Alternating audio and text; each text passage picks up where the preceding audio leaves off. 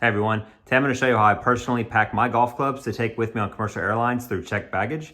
I personally think this is the most affordable way to do this while still giving yourself the best probability that your golf clubs make it to your destination without any damage.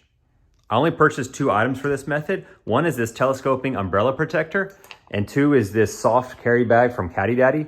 I'll put some links in the description below for both of these items, as well as I think you can order them together as a combination pack. There's plenty of options on Amazon and other sites to get these things, but I can personally attest for these Caddy Daddy ones that they've held up great, and I've traveled with them 5 or 6 times in the last year. Before I show you how to use those items, we'll go ahead and just by prepping golf clubs themselves. The number one easiest thing you can do to protect probably your most expensive club is to take your driver and remove the head of the driver. So we'll take this off itself, and this will travel with our carry-on bag, and then we'll put the shaft back in the bag to travel with the golf clubs.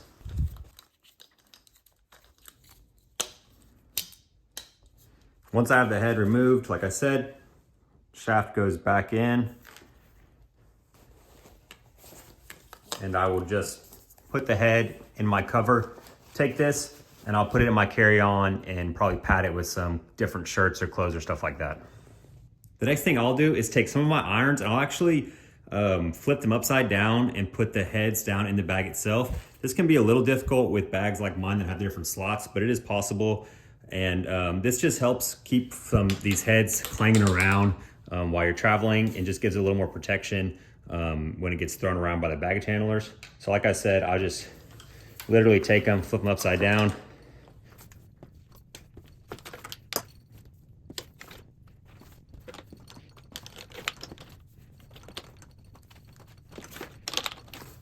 and then I'll spread them out so that you have kind of some that are facing up and some that are facing down, evenly distributed throughout the bag. The next thing I'll do is get my woods more towards the center. We'll put that umbrella here in a second, and I'll show you why. But I usually don't like these hanging out on the outside, where if they get kind of more exposed to being thrown around. Next up, for any woods that you don't already have a head cover for, I just usually grab some longer socks and slide that on. And really this is just helping as it clanks around and baggage clang, keeping these woods from banging up against each other. Just gives it a little bit of added protection.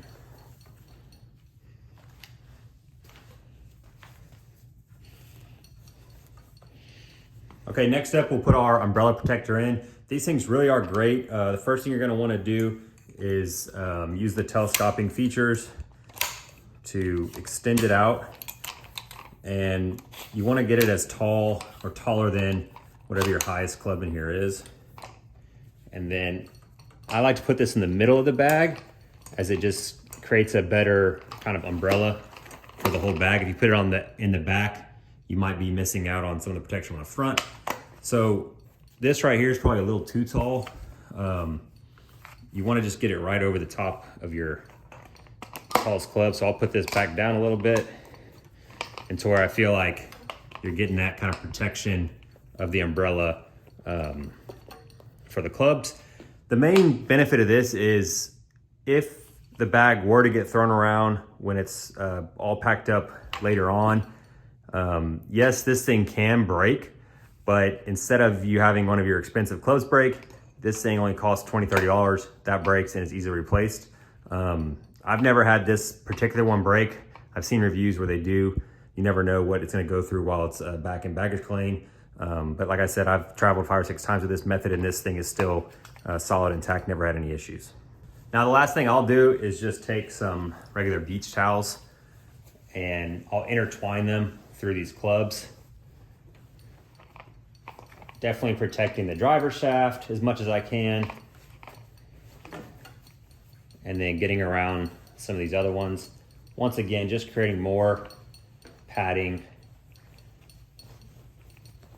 inside this bundled up section, so that if it were to take a blow or land on something or get thrown around, you've just got as much padding as possible.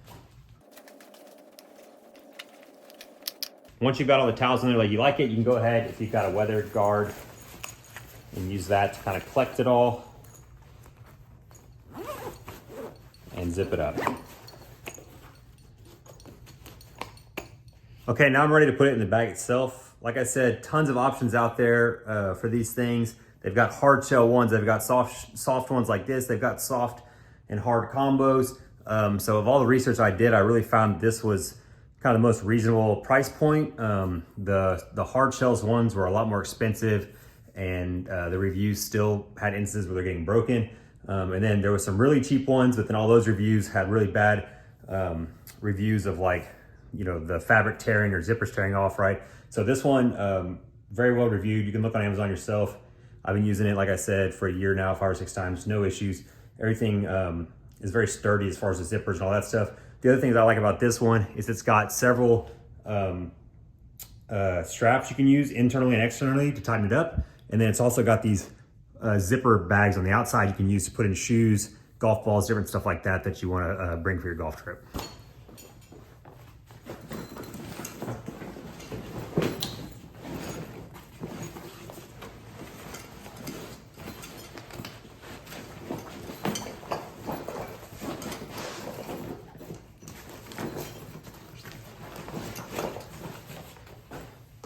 If you spaced out your umbrella protector properly, you'll get a little bit of tension inside of here so that it's not really able to shift around too much. It's kind of up against both ends.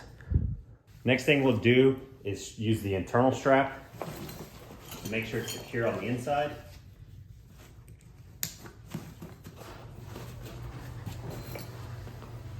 If you wanted to put an extra towel or something on the outside of this, like in this area too, you could.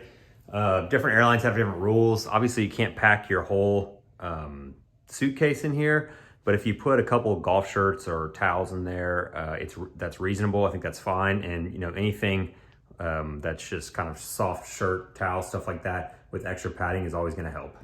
Once you've got the inside how you like it, now of course we'll just zip it up.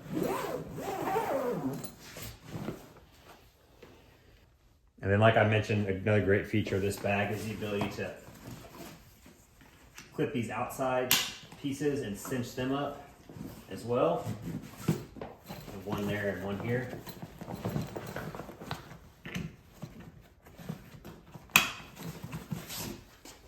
And it may seem simple or unnecessary, but it really just does help keep everything in place and from shifting around. So when it does get thrown around, stuff isn't kind of moving around and breaking free or getting into a position where it can get damaged. And then lastly, I usually just take a pair of shoes or two, whatever I'm bringing. I can put them in these side pockets and zip them up as well.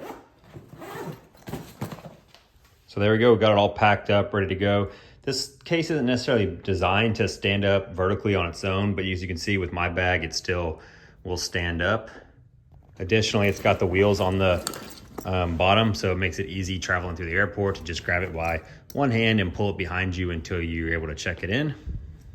It's also got the handle at the end for pulling it out of the back of your car or something like that, and then it's got the 2 handles you can actually pick up and carry it like a duffel bag as well. And then it's got a couple other features, simple things like the ID clear carrier right there, or it's got the luggage tags on here that you can fill out just so you can keep your name and information on there. If you're thinking about trying this method out and have any questions, or if you've already tried it out and have any feedback, please let me know in the comments below. If this video helped you out, please consider liking or subscribing to the channel. Otherwise, I will see you on the next project.